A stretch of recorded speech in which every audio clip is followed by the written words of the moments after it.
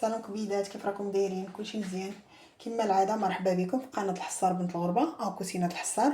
اليوم جيت باش نشارك معكم الطريقه ديال تنقيه الدجاج بالي باش ما يبقاش الزفر وداكشي، تحيد منه الزفوريه بالي. ندوزو المقادير كما تشوفوا الكبيدات.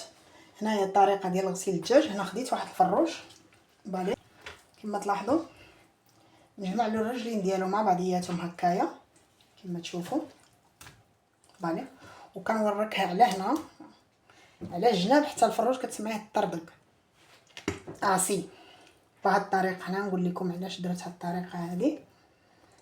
هذا سر من الاسرار باش تغسلوا الدجاج بالي. علاش؟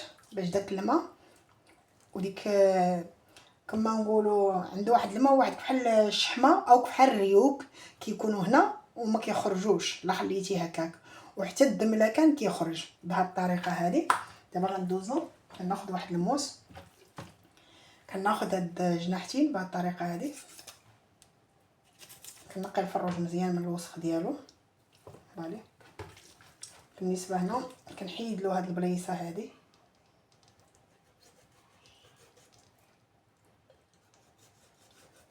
ما كيخليولوش هاد اللعيبه هكايا مسدوده هنا باش كتخشي الرجلين. ديما كنعقدوهم غير بالخيط فوالا. يعني حيدت هذه مره حيت ما كاينش فين تجمعي ديجا ما حالينو هكا فوالا. كنحيد حتى لهاد الجناح هكا.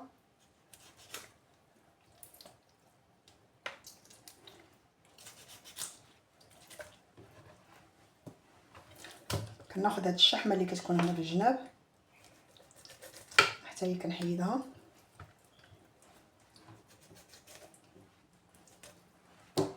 طالع الكبيدات. هنا كتاكدوا هنا هما محيدين هنا، كاين كتاكدوا واش كاين هنا واحد الريه راه كتكون. كاين المساكن اللي ما عارفش اللي يلا بادي من مدى جديد، كنهضر على البنات الصغار وداكشي، يعني كيسحابهم شي حاجه كيخليوها. انا كنحيدهم مره كنخويه من داخل حيت داكشي كيبقى لاطاب كيبقى كحل. ها واحد طريف دريه صغيره باقي هنا حتى هو خصو يحيد، خصو مره الفروج ما يبقى والو. هنا البنات راه كيكون واحد الخيط هنايا ديال كيما نقولوا واحد بحال واحد جوج عروقه كيكونوا هنايا، كتجبديهم كتحيديهم. الشحمه اللي كتكون هنا فوق الزر ما بين الجلده والزر، هذه الا كنتو باغيين تحمروه بالجلده ديالو نورمالمون راه كلشي كيحمروا بالجلده فالي. هاد الريوق هادو كنحيدهم، ما خصهمش يبقاو هاد الشحمه رقيقه بحال المريقه، خصها تحيد حيت لا ما خواش هادشي راه من كيطيب كيجي البنات الزفر الا ما تغسلش مزيان هكا وتنقى. كيكونوا دائما ركزوا على واحد جوج عريقات، كيكونوا جوج عروقه هنا حاولوا تجبدوهم تحيدوهم. وواحد يعني كما نقولوا واحد العرق كيكون بيض حتى هو تاكدوا منه. والريه هادو ضروريين. الشحمه اللي كتكون بينات الفخاد قبل ما كطبقي الفروج لا بقاش مشكله بالي. كنقي له هاد الرويصات هذا ديال الرجلين انا كنحيدهم لحد هنايا، ما كيعجبنيش نخليها كنضرب هكا حتى لحد هنا البنات. هذه ما كنحملش نخليها انا شويه خاصها تنقى. الدجاج لا نقيتيه مزيان وتحيدت منه الزفوريه في الاول راه كيجي بنين، ولكن لا ما تنقاش وما عطيتيش الحامض والخل وكان منقي مزيان راهو خطيبي وخديري له العطريه تجيبيه بها من الشينوا كاع كيبقى واحد الريحه فيه زفر فالي. هكا الكبيدات كنتبع هاد الشحمه كامله اللي هنا في الجناب كنحيدها.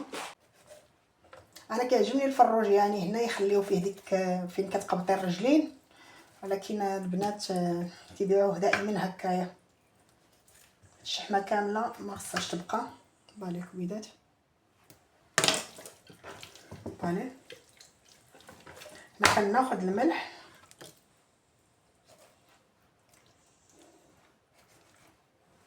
ديما حاولوا تنقصوا من العنق. هنا راه كيجي حنا عندنا ديجا كيجي منقوص، ولكن نتوما حاولوا تنقصوا من العنق ما تخليوش. بالنسبه هنايا البنات كناخذ الملح والطحين، طحين رطب والملح واحد الكميه كثيره كنخلطها هكايا. هذاك الطحين والملح، الطحين كيعطي الدجاج كيعطيه البيوضيه باش كيزيد يتنقى يعني كيولي كيشعل بالي كيتبارك بالطحين. وبالنسبه للملح نتوما عارفه كتغسل الزفوريه وداكشي، والطحين عنده يعني سر اخر. كنبقى نشد هكا وكنحك فروج الطحين بالنسبه هنا الا كانوا بحال هاد الخيوط هادو بحال اللي كيجمعهم وكيحيدهم هادو كيتحيدوا كثرت ما كتحكي بحال اللي كديري الكوماج هكا بشويه وكتحكي الفروج ما بين الطحين والملح ولا الكبيدات. وداك الزغيب الرقيق ما كيبقاش نهائيا، حكيه هكا وعاودي حكيه هكا، دوري اليمين واليسار في الحكه البنات وكتبقاو داك الزغب كيجي معكم كامل ما كيبقاش هكا ولا فالي. انا كنتبع الفروج هكا الغسيل ديالي هكا يمكن نديرو سينو داك الزغب الرقيق ما كيحيد لكمش، خص الزغب الرقيق يحيد مع الملح. نتبعو هكا بالحكان كما تشوفوا.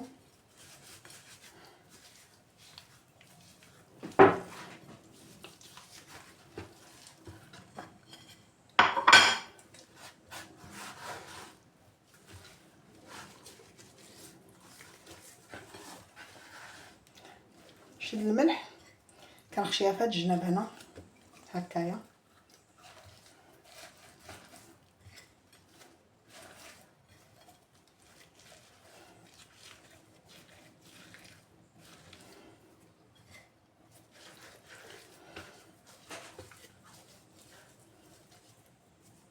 لاحظوا الطحين شنو كيدير ليه، كيجمع ديك الشحمه كامله كيجيبها سبحان الله.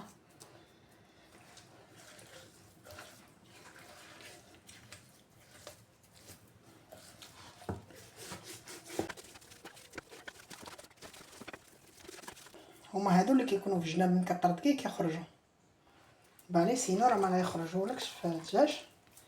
لاحظوا هادو ضروري هاد الجنيبات لاحظوا خصهم يحيدوا. الدجاج لما تنقاش هكا راه كيجي البنات زفر بالضبط. لما حيدوش هاد الريوق ديالو طابو فيه مشكله. دابا هنا غنوصلو الطحين والملح عاد ندوزو للغسله الثانيه كما تشوفوا. هنا درنا له الكوماج باش خلاها واحد المساخي، درنا له مساخي مزيان نقا هكايا. فالي دابا غنغسلو من الطحين ومن الملح وندوز معكم. كما تشوفوا الكبيدات غسلنا من الطحين والملح نقينا على هذا الشكل هذا. دابا ندوز الطريقه الثانيه ديال الغسيل ديالو.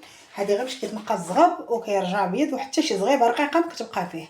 داك الطحين فما كدلكي مع الملح وكدلكي بشويه اليمين واليسار داك الزغب كامل كيتنسل يعني ما كيبقاش. بالي كناخذ هنا واحد البانيو كنحط فيه الفروج. بالي كبيدات كناخذ هنا واحد الحامضه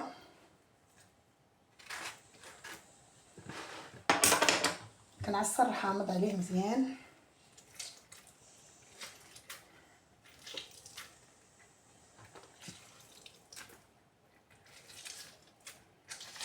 حامض كنحل هكا نزيد نحط بها الفروج هكايا.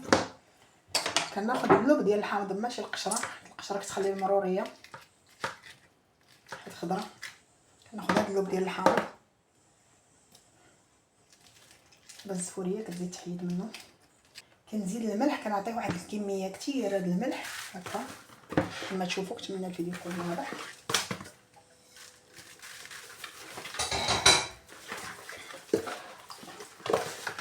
انا كنغسلو مزيان بالملح وكنرقدو في الملح. المهم في العطريه ما تبغيوش ترملوا هاد الدجاج. دابا شاركت معكم غير الطريقه ديال الغسيل ديال الدجاج. ان شاء الله نشارك معكم الطريقه ديال التشرميل ديال الدجاج بالنسبه للتحماض باغي الكبيدات. الملح كنمرمر به هنايا لداخل حتى كندوز ليه الملح لداخل الكلش. بالنسبه لفاش تشرملوا الدجاج حاولوا ما تقويوش الملح حيت الدجاج كيشرب الملح باش نكونوا واقعيين. هنا الكبيدات عمرت على الدجاج الملح ودرت ليه الحامض وزدت عليه الماء. بالي غنزيد عليه الخل. كنبغي الفروج ما يبقاش ريحه الزفوريه كدور فيه. الخل خليته هكايا زيد يترقد في الخل والملح والحامض حتى من شي 3 سوايع. بالي البنات انا ما كنبغي نحمرو ولا شي حاجه كنوصلو بهذه الطريقه. اولا بغيت نحطو مثلا في الفريغو كنوجدو كنقيه وكنشرملو وكنحطو. ولكن يعني نصيحه من تبغيو دابا حنايا هنا ما كيخليوش هاد البلاصه هنا فين كتقبطيه. نصيحه جمعوا رجلين مزيان ويتحط مزيان في الثلاجه. حيت لا حطيتوه مثلا في الفريغو بغيت نقول لكم سمحوا لي الفريغو لا حطيتوه في الفريغو هكا مشرمل واجد باش اجي طيبيه وانت حاطاه برجليه محلوله هكا راه غيتلج عوج غيتكوفر عوج غيبقى لك هكا كوفر عوج. ما تبغي تعقدي له رجليه ولا شي حاجه ما تسيبيش كديري. هي من الاحسن نشخل هذاك المثل الدجاج كيقول لك راه بغيتيه بيتيه مربوط. راه هي دابا هاد الدجاجه هذه، فهمتوا البنات؟